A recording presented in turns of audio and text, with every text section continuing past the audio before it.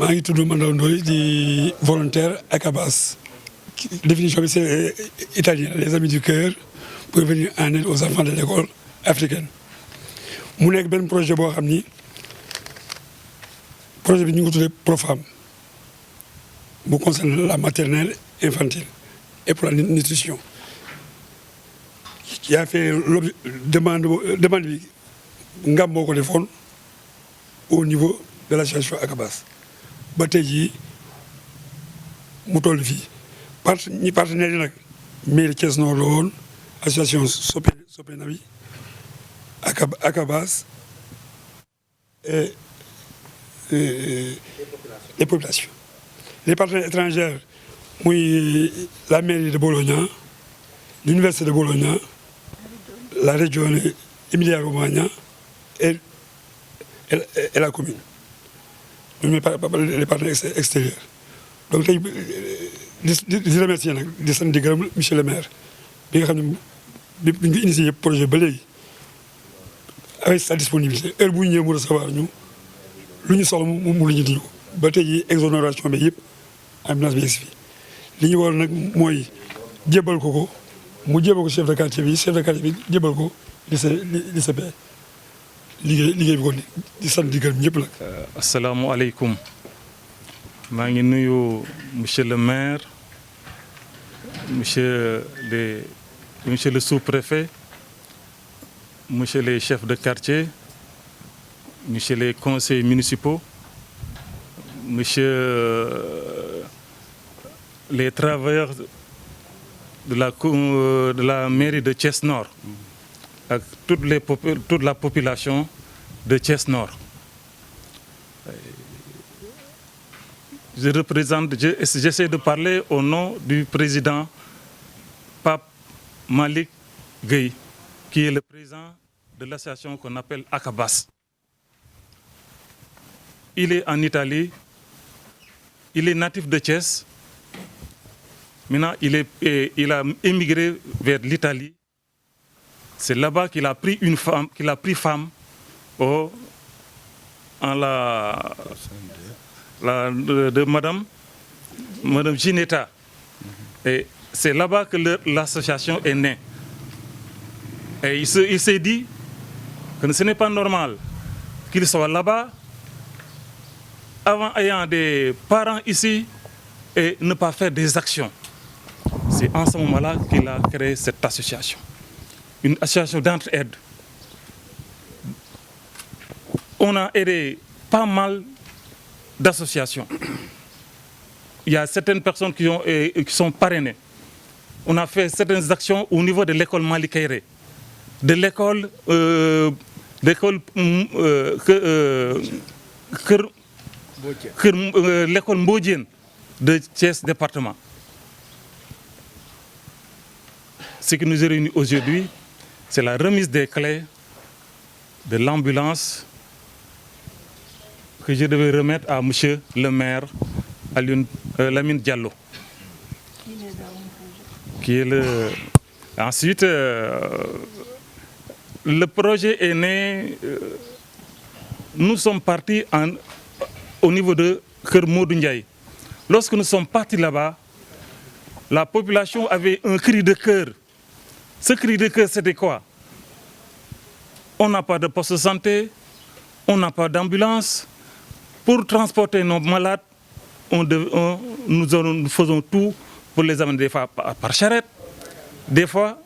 on loue une voiture pour les amener au poste de santé ou bien au poste de santé qui est très loin ou au dispensaire. Donc, nous nous sommes constatés, on s'est dit que chercher un poste de santé, ça coûte cher, mais nous allons tout faire avec nos partenaires d'Italie de leur chercher une ambulance et une ambulance médicalisée. Donc, c'est ça ce qui a fait que l'ambulance maintenant est arrivée. Et nous avons remis l'ambulance à monsieur le maire. Donc, et monsieur le maire a tout fait pour que les choses se passent dans de très bonnes conditions. Concernant l'exonération, concernant donc la prise en charge de l'infirmier, Donc c'est lui qui a pris tout ça en charge. Donc nous allons le remercier au nom de Akabas, au nom de de Randoulène et au nom de nos partenaires qui sont en Italie. ñoo ngi leen di nuyu di commencer ci nuyoo monsieur le maire Lamine Diallo mi nga xamante mooy maire zone nord di nuyu les délégués de quartier Baye Dame Ndoye ak membres yi fi nekk yëpp ak nuyu ICP Honori nga xamante ne mooy chef de poste Kër Siim Ndoye di sunu poste de santé ñoo ngi nuyu ñi nga xamante ñoom lay àndal ñëpp di liggéey ci poste de santé bi di nuyu waa mairie yëpp nag di nuyu madame Guèye Geneta ñoo ngi lay nuyu di la remercier bu baax yow ak Makoli ak Mandaw yëpp ñoo ngi leen di nuyu Mor Jaxate mi nga xam ne moom laa àndal mu topp sama ginnaaw bon àndan di dox affaire bi ba suñu jooni tey ñoo ngi leen di remercier bu baax a baax a baax ambulance bi nag biñ ñu koy jox dañ ñu ko joxoon pour population bi jafe-jafe yi am foofu rek moo taxoon ñu ñaanoon ko ndax duñu xaw a enclavé tuuti ñoo ngi ci commune Thiès mais dañu xaw a sori ñu xawoon am jafe-jafe nag ñoom bi ñu fi ñëwee nag ñu diis leen suñu soxla ñu ni daal liñ ci man def daal pour le moment dañ leen may ambulance médicalisée ambulance médicalisée bi nag bu ñu ko amee te poste de santé Kër Siim Ndoye lañ bokk li ñuy sori foofu rek lañ koy mën a yóbbu bi ñu ñëwee waxtaan ci ak maire mu kontaan ci lool maire moo dox lépp vraiment jàpp leenu ci ba lépp sotti kon dañ koy ñaanal yàlla yal na ko yàlla fay ndax moom mooy sunu maire moo poste de santé ci moom la nekk Kër Mouri Ndiaye ci moom la nekk kon lépp lu ñuy defet il faut dañuy ñëw ci moom bi ñu ko waxee mu kontaan ci jàppale ñu tey ba yàlla dogal lépp sotti di remercier nag ñi nga xamante ni sunu mbokk yi nga xamante ni Kër Siim lañ nekk encadré poste de santé bi nga xam ne ci lañu bokk muy Honori ak équipe am yëpp ak ñi nga xamante ñoom Samb mën lay Njaay ñoom ñëpp ñoo ngi leen di remercier di leen sant Alaaji Baye Dame Ndoye nga xamante moom moo représenté délégué de quartier bi bu Kër Siim loolu laa naan saane rek kontaan naa bu baax sant nañ bu baax yàlla na ngeen yàlla fay ku fi ñëw daal yàlla na yàlla faj sa aajum te yàlla dàqal ñu mbas mi nga xamante ni moo fi nekk ci àdduna bi lëmbee réew mi yàlla na ko yàlla dàqal ci barke Seydina Muhammad sallallahu alayhi wa sallam. Au nom de la population de Kër Siim, de Kër Modou et de la population qui polarise le poste, monsieur le maire, chers invités, monsieur le partenaire, au nom du CDS, nous vous remercions très sincèrement et très vivement. Je ne sais pas le nom placé pour vous remercier, parce que ce don vient à son heure. Vu ce qu'a dit M. Ndiaye en Wolof, et ce qu'a dit M. Makoli, il ne faut pas outrepasser ces mots. Parce que c'est avéré que nous sommes dans des zones enclavées et un moyen de transport est devenu difficile pour la population pour accéder aux structures sanitaires. Donc M. Ndiaye, le CDS, la population de Kër Siim, de Kër Modou, tout ce que polarise le poste de santé de Kër Siim,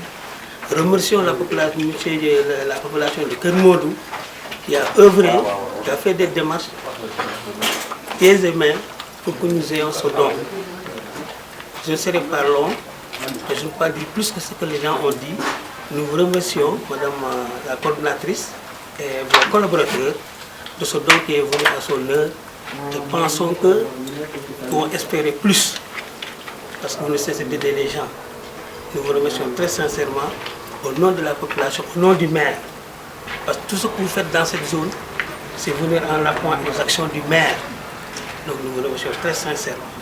Merci beaucoup. wa barakaatu ñu ngi leen di nuyu kenn ku ci nekk sa tur ak sa sant di ñaan yàlla boole ñu jàmm te doole xéwal yi di ñaan yàlla it lii ne ci réew mi di feebar yàlla jëlee ñu ko fi ci jàmm ku mu dalul yàlla bu mu la dal ku mu dal yàlla na nga wér ci jàmm ci barke yonent bi sallallahu alayhi wa sallam di nuyu nag monsieur le maire sama xarit ku ma yàgg àndal di bëre kon maa ngi lay ziar baax Lamine di la ñaanal jàmm ak wér ak fan gudd di ñaan yàlla boole ñu ko ñun jullit yëpp te yàlla musal ñu ci barke yonent bi sallallahu alayhi wa sallam teraanga ji dafa rëy te neex comme dafa rëy te neex nag ñi ko doon saytu ku mel ni ngam ak bailleurs de fonds yi ko ci doon jàppale ñu ngi leen di sant di leen gërëm ndax bala ngaa xam ne ambulance am na njariñ nit wéra di guddi wala mu wéra di fu sori fa muy fajoo ji sori ñu war faa dem nga am oto bu yàlla deful sa ru dem ci boobu maladie boobu feebar incha allah di nga am lu la soxe parce que malade li ko mën a dimbali pour saytu ko mooy jël ko yóbbu hôpital kon yéen ñi dimbalee oto bi ñu ngi leen di sant di leen gërëm nga jotal ko tubaab bi déggul wolof ni ko kontaan nañu bu baax sant nañu leen gërëm nañu leen dañu ñaan yàlla dooli leen sutura te yàlla dimbali leen sant ngam bu baax nag ak ñi ma àndaloon ñëpp di ko dox ba yàlla sottal ko kon suñu xol sedd na jéego yi ci Lamine taxawee su ko ci taxaw lu may mën naa bañ a sotti ndax bu dee fukk juróom-ñett yi moo koy signé moo ciy ànd moo ciy dugal loxoom moo ciy sol dàllam ànd ci ak ñi ko ci dimbali ba ñu jot ci kon Lamine sant nañ la gërëm nañu la dañu lay ñaax nag nga yokk sa loxo bu baax yokkal sa loxo bu baax yàlla defal la jàmm defal la sutura ba loo yóotu yàlla nga ci jot ba ñu mën cee jot yàlla defal la sutura defal ñu ko defal ko employé yi nekk ci maire bi yëpp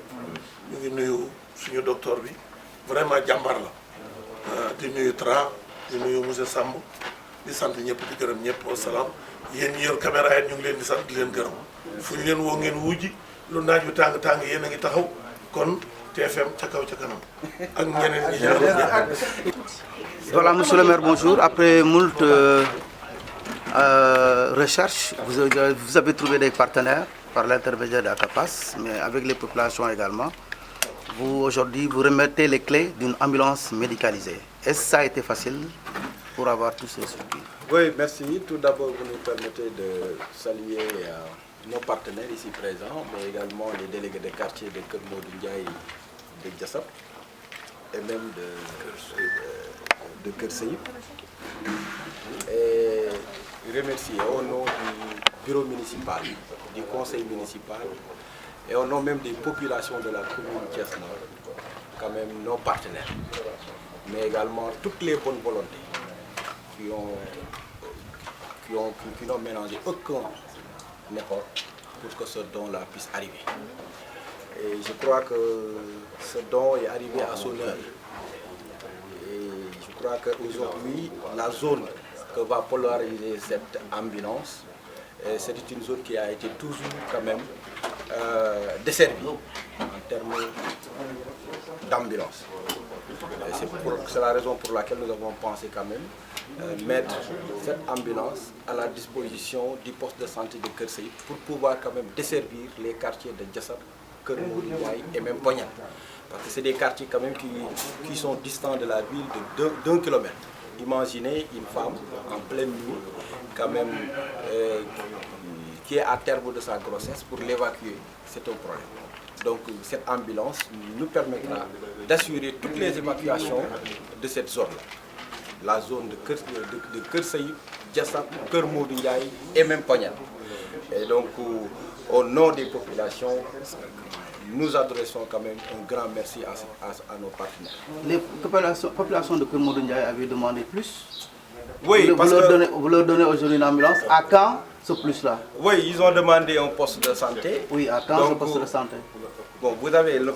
la création ou la construction d'un poste de santé quand même répond à des normes. Donc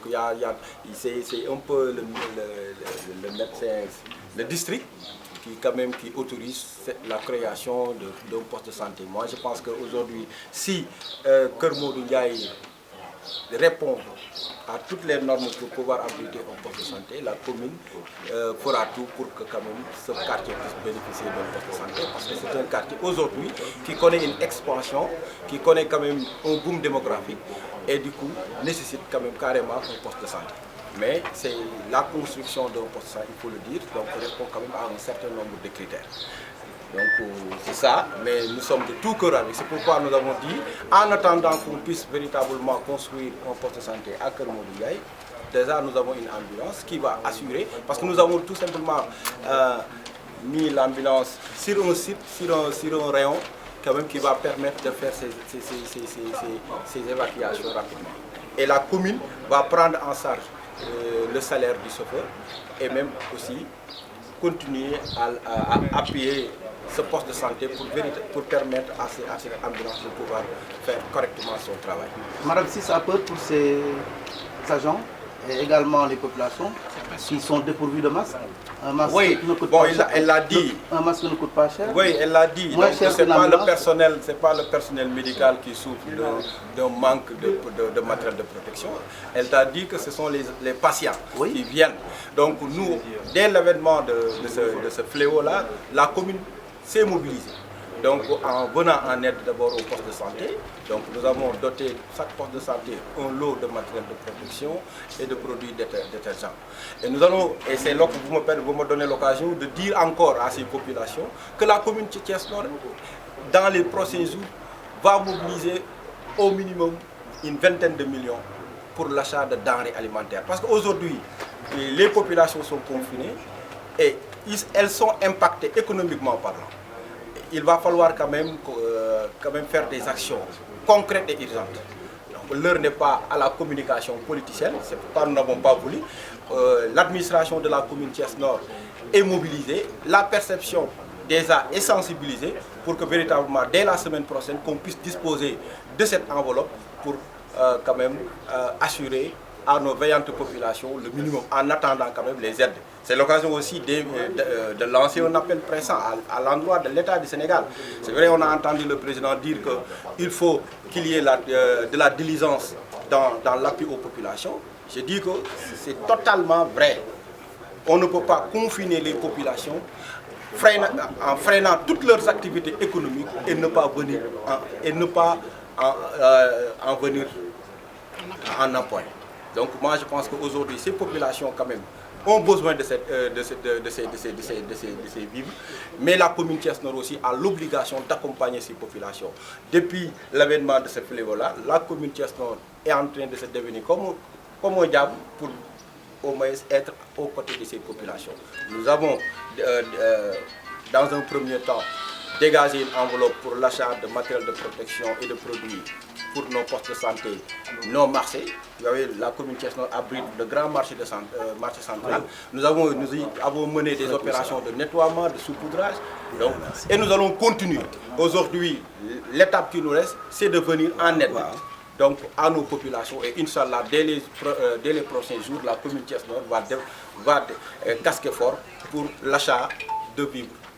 et pour venir en aide à nos populations. Également, monsieur, il y a des listes qui circulent dans le net qui parlent d'un dispatching par rapport à l'aide alimentaire destinée aux populations. Les 3 communes de Thiès ont été ciblées, mais la commune nord et est ont reçu quand même un chiffre un peu... Oui, j'ai vu quand même ce listing. Hein. On nous a affecté 5600 ménages, là où commune ouest a 6000 et quelques.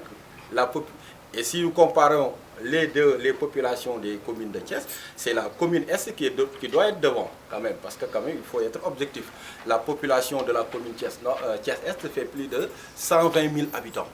là où la population de Thiès-Nord fait 104 000. Et la population de Thiès-Ouest, même pas 100 000. Donc on ne peut pas comprendre que Thiès-Ouest puisse avoir autant de bénéficiaires que Thiès-Ouest ou Thiès-Nord. Et je dis que même la manière n'est pas... on est là, on nous balance des informations qui concernent nos populations. Moi, je pense qu'il faudrait quand même, dans l'arrondissement, il y a un comité de gestion de crise, qui est dans ce comité-là, il y a le sous-préfet, il y a le maire, il y a les délégués de quartier. Moi, je pense qu'il fallait quand même en amont associer tout le comité par rapport à l'identification de ces ménages. Moi, je ne sais pas là où ils sont sortis ces ménages-là, parce qu'aujourd'hui, il ne s'agira pas de faire un tri. Toutes les populations ont besoin de ces aides-là. Parce que vous ne pouvez pas confiner toute la population. Aujourd'hui, toutes les activités économiques sont freinées. Il n'y a plus d'activité. Donc, c'est la raison pour laquelle on ne peut pas faire de tri. Vous avez dit confinement partiel. Aujourd'hui, nous, les collectivités locales, nous avons d'énormes problèmes. Toutes nos recettes ont chuté. Le marché central ne fonctionne plus à temps. Donc, dès demain, le préfet m'a même saisi pour qu'on continue à faire des déguerpissements. Donc, Et au finish, on aura un marché central totalement dégarni avec pratiquement 0 recette. Parce que dès demain, la commune Thiès-Nord va perdre au moins 100 000 francs de recettes par jour. Et vous savez, et donc même le receveur nous a dit, dans 2 mois, si on ne fait rien, au niveau des communes de Thiès, on sera confronté à un problème de paiement des salaires. Parce que la gare routière est fermée, le marché central ne fonctionne plus, et c'est là où les communes pouvaient avoir des recettes. Donc voilà donc les contraintes objectives que nous avons, mais cela ne nous dédouane pas par rapport à nos obligations pour venir en aide à nos populations. Et Inch'Allah, dès la semaine prochaine, la commune Thiès-Nord va mobiliser quand même les moyens de bord pour venir en aide à ces populations. Très bien. En wolof ginnaaw ambulance bi ngeen jot. waaw dañuy ba ñu sante suñu borom dañuy nuyu suñuy partenaires yi fi nekk muy waa ACAPAS muy association sénégalo-italienne du remercier bu baax suñu soxna la Zantina Zineta du leen gërëm bu baax mais également du nuyu bu baax les délégués de quartier yi fi teew muy Masonga Ndiaye délégué de quartier Kër Modou Ndiaye mais également Dame Ndoye mu nekk représentant délégué de quartier Kër Seyib du nuyu bu baax ñi nga xam ni aussi ñoom ñoo fi teew di sant di gërëm au nom du bureau municipal du conseil municipal de Thiès Nord partenaires yi ak képp ki nga xam ni dox na si pour que commune bi mën a am ambulance médicalisée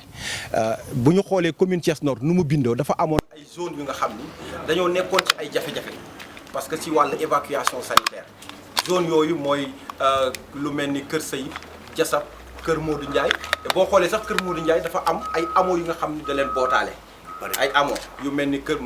Mbay Jaxate ku mel ni Kipp Pël man sama commune laay wax donc Kipp Pël donc ak Poñen donc yooyu ay gox la yu nga xam ni dañoo soriyoo ak dëkk bi donc boo xoolee ñoom gox yooyu ak dëkk bi day nekk ay ñaari kilomètres donc zone boobu benn poste de santé bu fa taxaw moo fa am muy Kër Sayib mais bu waree am ay évacuation dañuy am problème loolu moo tax ñu jàpp ni tey ambulance bi dafa ñëw si ba mu jotee donc dinañu permettre ñu fixer ko si Kër Sayib ba nga xam ni zone boobu képp ku amati évacuation sanitaire ambulance bi dina ko mën a def donc ñun commune bi aussi dinañ ci jàpp bu baax a baax parce que déjà chauffeur bi dinañ ko jël en charge mais leneen li nga xam ne war na pour que ambulance yi ñu bañ koo jot ba pare teg ko foofu mu mën a njëriñ population yi ba nga xam ne suñu partenaire du ñu jéppi parce que lu matériel bu day ni buñ la ko joxee da ngay fexe ba mu njëriñ askan bi te loolu dinañ ci taxaw bu baax du ñaan aussi population yi ambulance bi ñu mun koo jël fonk ko toppatoo ko bu baax parce que mënuñu laa may lu day nii mu diiree lu mat at ñu ne yàqu na panne nañu jël ko dóor ko ci carcasse donc loolu invite la aussi bu nga xam ne bëggoon naa ko def à l'endroit des populations yi nga xam ne ñooy doon ñoo koy njëriñoo beneen bi aussi di wax ni fu ñu toll nii aussi situation dëkk bi comme ni ngeen ko xamee ci wàllum mbas bi doy na waar te commune Thiès Nord ba mbir mi tàmbalee ba léegi muy mbas bi toogul croiser les bras dajawoon nañ fi commune Thiès Nord génne woon ay produits ak ay matériel de protection jébbal ko poste de santé yi mais également marché central tëjoon nañ ko nettoyé loolu nag duñ ci jóg gisaat nañu ni confinement bi mi ngi yàgg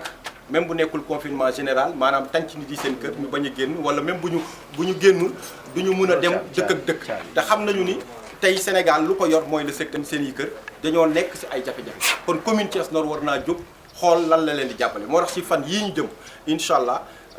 administration mairie commune Thiès Nord déjà ñu ngi ci perception bi nga xam ni moom foofu la suñuy koppar nekk aussi sensibiliser nañ ko que ni déjà war nañoo jóg pour mun a wut li nga xam ni tey war nañ koo indi comme ndimbal ci population yi moo tax koor bu doon jot dañ doon génnee juróom-ñetti millions rek pour jël ay suukaru koor yóbbu mais bii bëgg nañ ko ful ba nga xam ni dinañ ci mun a egg ñaar fukki millions yi nga xam ne fas yéene nañ koo jël dugal ko pour mun a jënd denrée ay dund jébbal ko population yi mais du ñaax aussi état bi parce que moom ñun ñëpp a jël mesures yi parce que nit yi aussi boo jëlee nga ni bu ñu defeti activité économique ba pare te du ñu am ndimbal day doy waar président wax na ni ndimbal bi dana ko ministre bi gaaw jébbal askan gi mais dañoo bëgg loolu aussi mu gaaw parce que fu ñu toll nii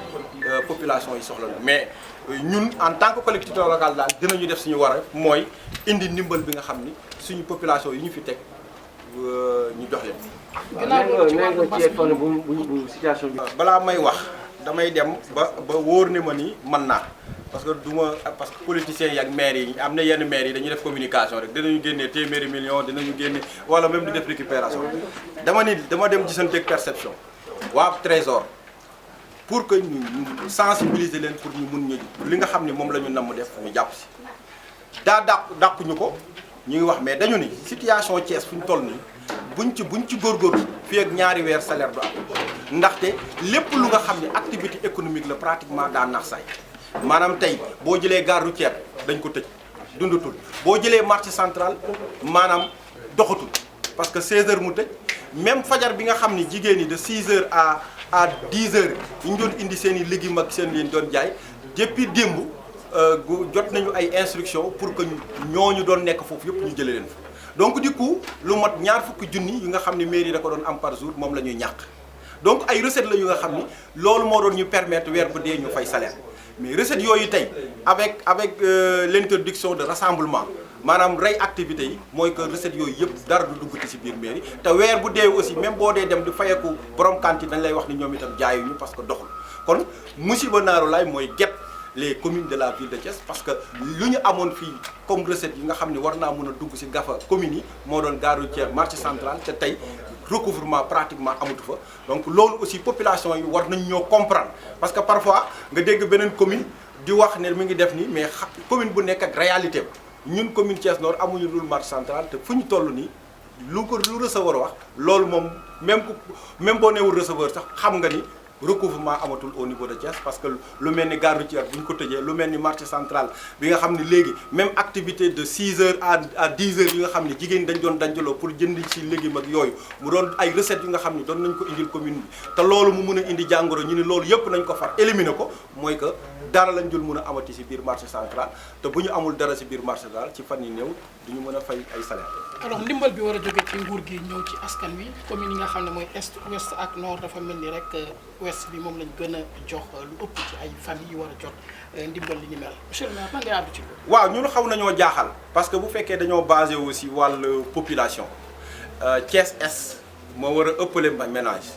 te d'après duñu xaw ma yan critère la ñu teg te du ma dugg si ñan ñoo war a am ak ñan ñoo warul am mais daal jàpp nañu ni tey ci là où Thiès Ouest Thiès Est am téeméeri junni ak fanweeri junni doomu aadama yu fay yeewoo Thiès Nord am téeméeri junni ak ñeenti téeméer yu fay yeewoo Thiès Ouest eggul téeméeri junni warul mën a ménage yi ñuy jox Ouest warul ëpp commune Thiès Est ak commune Thiès Nord xaw ma nag si lan la ñu basé loolu aussi day poser beneen problème mooy dëkk état la ñu yore mu organiser wu ñu am 45 départements 14 régions 117 arrondissements 552 communes bu ñu jaaralee mbir mi ci yoon bu ñëwee ci département bi wàcc ci arrondissement yi dem ci commune ñun war nañoo mën a xam parce que même identification des ménages yooyu ñu nga xam ne ñoom la ñu ciblé déjà ça pose problème parce que ñun en tant que maire waroon nañu cee bokk ñu xam mais tey da ngay gis sax liste bi muy daw ci réseaux sociaux yi muy daw ci net bi doo ni waaw ñii ci lan la ñu basé wu pour génne te entre temps statistique yooyu ñu yore woon ak léegi mais peut-être que changé na beneen bi aussi mooy mënoo ni askan gi na ngeen bu leen defati activité économique maanaam transport bi doxatul parce que diggante commune transport interurbain bi doxatul maanaam ku yoroon otoom doon def transport urbain day toog këram mënoo ni aussi marché yi à partir de 16h tëj leen donc activité yu bëri déjà doxatul kon ñëpp a ndóol ñëpp a sonn kon bu ñuy dimbal bu ñu dee seppi ne yow bokkoo si rek day indi problème lu ñuy ñaan état bi mooy ñu fexe ba képp ki nga xam ni borom kër la te confinement bi dal na la ñu mën laa jàppale mais en tout cas ñun commune Thiès Nord dinañ ci dox suñu waat